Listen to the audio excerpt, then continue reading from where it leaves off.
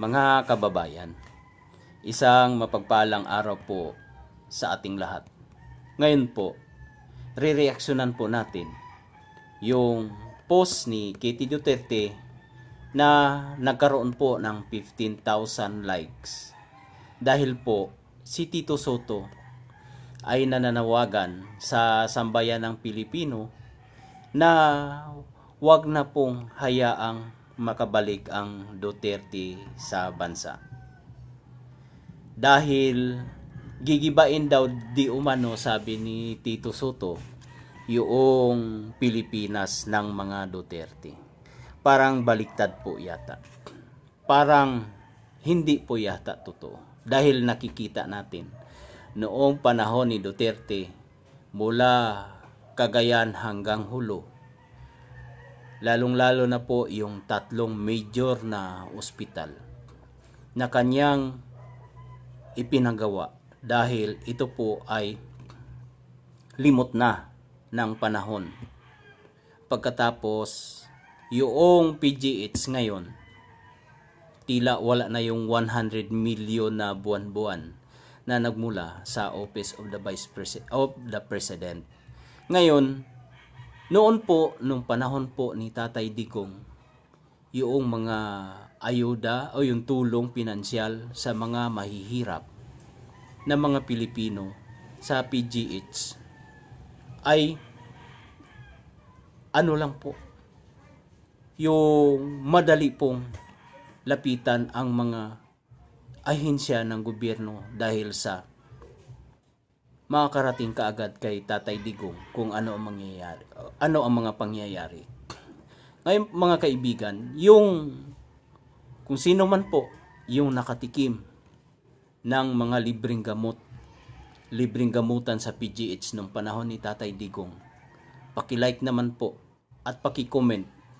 Dahil noong panahon ni Tatay Digong, akala po ng admin ng PGH 100 million sa isang taon, ngunit nagkakamali po pala sila. Dahil sa ang nangyari ay 100 million kada buwan, kailangang ubusin kada buwan para lang sa mga pasyente na nangangailangan ng tulong, para po sa mga kababayan nating mga mahihirap. Ngayon po, balik po tayo sa topic natin, yung sinabi po ni Tito Sotto. Hindi mapipigilan ni Tito Sotto na ang pag-upo at pagbabalik ng isang VP Sara sa pagka-presidente. Ang pag-upo ni VP Sara ay natatakot sila.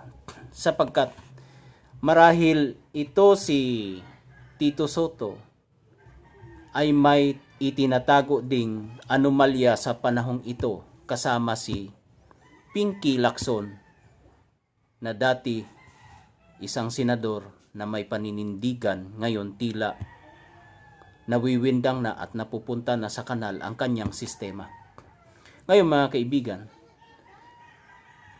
hindi po mapipigilan ang pagmamahal po ng Pilipino kay Inday Sara, sapagkat kung makikita nyo si BP Sara, ultimo bata, kapag pumupunta siya sa isang dako kung saan siya dumadalaw, ni bata humahalik sa ating Vice Presidente. Ramdam na ramdam nila ang pagmamahal ng Vice Presidente. Pero nung si Marcos ang pumupunta sa kung saan may mga kalamidad, parang wala lang, parang ordinaryong tao lang kung titingnan nila si Marcos, sapagkat may galit na po sa puso ng Pilipino laban kay Pangulong Bongbong Marcos. Galit na ang Pilipino sa pamahalang ito, kaya malamang majority of the Filipinos against sa mga sinasabi ni Tito Sotto. Takot na takot sila na maupo ang isang Duterte at makabalik sa isang o sa Malacanang, dahil sa pagkakataong ito, kapag ka ang Vice Presidente naging Pangulo, tiyak marami pong mananagot. Ang iba rito, yung mga congressman na sangkot po sa flood control project at si Martin Romualdez, Saldico at si BBM, dahil sila po ang principal author ng lahat po ng sindikato sa ating gobyerno. Dahil sila po mismo ang gumahasa sa kaban ng bayan, mga kaibigan. Kaya pati si Tito Sotto, siguro dahil kaalyado nga sila, noong panahon po ng ating butihing Pangulo na si Rodrigo Duterte na pinakidnap nila, hindi po ito, kahit Senate President pa si Tito Sotto, ay hindi po ito nakakaarte o hindi po ito nakakadiskarte. Dahil kapag gumawa sila ng anomalya, ay tiyak may kalalagyan. At makikita po natin ang legacy po, ang legasiya ng isang Duterte sa kanilang tunay na paglilingkod, tunay na pamamahala, transparent na pagserbisyo sa bayan, ang kanilang mga project, ang mga yung tatak Duterte talaga na mga projects na malalaki, mga kaibigan. Doon natin makikita kung gaano katatag at porsigido na isang Pangulo. Ngunit pag March 11, nung natapos na ang termino, March 11, pagkagaling sa Hong Kong dahil ng kampanya, hinuli, bali hindi dumaan sa proseso ng ating batas, bali grupo lang po ni BBM ang nag-decide. Hindi po iginalang ang ating soberenya. Agad dinala si Tatay Digong, sinuko sa dahig. Dahil alam nila, o sa pagkakaalam nila, kapag wala na si Tatay Digong, wala nang tinik sa kanilang mga kandidato. Kaya ganon ang plano nila. Ngunit hindi po pala nangyari dahil mas lalong nagalit ang Pilipino, ang taong bayan sa administrasyon. Kung nakikita po ninyo na ang daming tao sa labas ng Villamor Base kung saan pinagmumura si General Torre. Ngayon, mga kaibigan, ang Malacanang sa pamamagitan ni Tito Sotto na Senate President ay nananawagan, kinukumbinsi ang mga Pilipino. Ngunit paano mo makukumbinsi ang Pilipino sa nakita mo sa sitwasyon na ganito ngayon, na talamak ang nakawan, biro mo 1.2 trillion sa panahon ni Marcos ang ninakaw, pero yung mga malita-malitang itinabi at ipinadala ni Saldico, baka ang mangyari noon, ang kakauwian noon, baka i-deliver na naman kay Bato de la Rosa, kay Senador Bato de la Rosa, kay Senador Estrada, kay Senador Jingo Estrada, kay Senador Bongo, kay Senador Rodante Marcolita. Ang husay po nila mag-divert ng sitwasyon.